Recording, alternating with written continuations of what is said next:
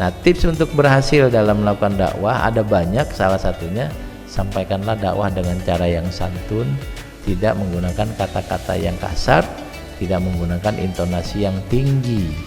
Karena ketika mendakwahi seseorang kita menggunakan kata-kata kasar, dia akan menghindar. Walaupun tafadzon walidzul qalbi lan fadlu min haulik. Kalau kamu kasar, kamu keras, mereka akan kabur, mereka akan menghindar. Fabima rahmatin minallahi lintalahum. Karena itulah, karena rahmat Allah lah kamu bisa lembut pada orang lain. Sebelnya sama, Pak, tapi ada yang sebelnya dengan mencaci maki, ada yang sebelnya dengan menyampaikan dengan bahasa santun. Nah, orang yang dapat anugerah bisa menyampaikan, mengungkapkan kesebelnya itu dengan bahasa santun, itu yang dalam Al-Quran disebut fabima rahmatin minallahi lintalahum, dia mendapatkan rahmat Allah.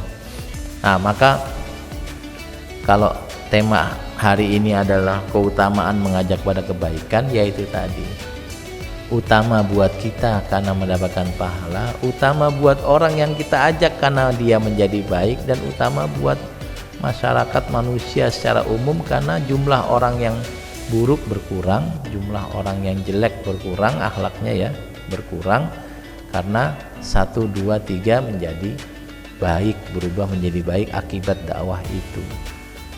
Nah, maka tadi yang mungkin menjadi perlu kita pakai jadi pedoman adalah sampaikanlah dakwah dengan cara yang lembut, sebagaimana Nabi Musa dan Harun diminta berdakwah kepada Fir'aun juga dengan cara yang lembut.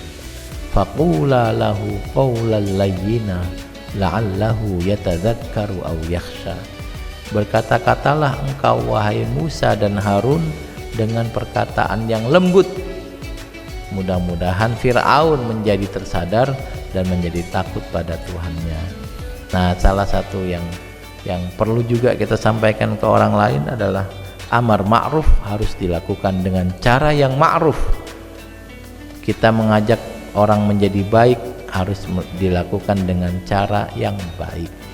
Nahi mungkar tidak boleh memunculkan kemungkaran baru. Kita melarang orang melakukan keburukan, tapi tidak boleh dengan cara yang buruk.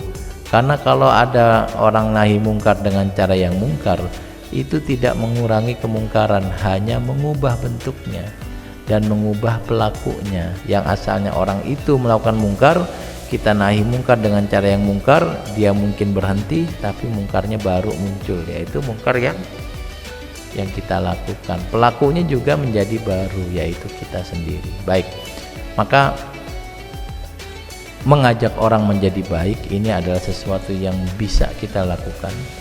Dalam konteks itu yang para ustadz dan ustadzah lakukan ya seperti itu sebenarnya. Datang menyampaikan ayat dan hadis pada orang-orang yang mungkin sangat sibuk dengan pekerjaannya sehingga tidak memiliki kesempatan untuk membaca kitab, membaca hadis dan seterusnya. Kita sampaikan sehingga dia teringat, oh ternyata agama menghendaki ini, oh ternyata ada janji yang luar biasa hebat bagi pelaku ini, lalu kemudian dia menjadi lebih soleh, menjadi lebih baik. Ketika rumah tangga normalnya didasari oleh rasa cinta, tapi mungkin ada cekcok 1 kali 2 kali, lalu ikut pengajian dan dinyatakan bahwa ternyata menghormati suami itu pahala besar, menghormati istri itu pahalanya besar. Lalu dia tersadar, lalu menjadi suami yang baik dan istri yang lebih baik dari sebelumnya, maka kondisi akan semakin baik buat dia dan buat orang lain. Ketika bapaknya baik pada ibunya, ibunya baik pada bapaknya, maka anak akan berbahagia. Anak yang berbahagia, dia akan menjadi anak yang fokus dalam belajar, gampang diingetin berbuat baik, bukan menjadi orang yang nakal. Karena banyak sekali kenakalan berangkat dari masalah-masalah yang dia terima di rumahnya gitu. Nah, untuk membuat rumahnya baik, ya orang yang di rumah suami istri harus baik, dan untuk bisa mengingatkan mereka baik, hadir dalam pengajian seperti ini atau membaca buku atau menonton tontonan-tontonan, dan itu fungsi dari pengajian seperti ini. ustadz-ustadz seperti itu untuk mengingatkan kita untuk menjadi baik apapun profesinya.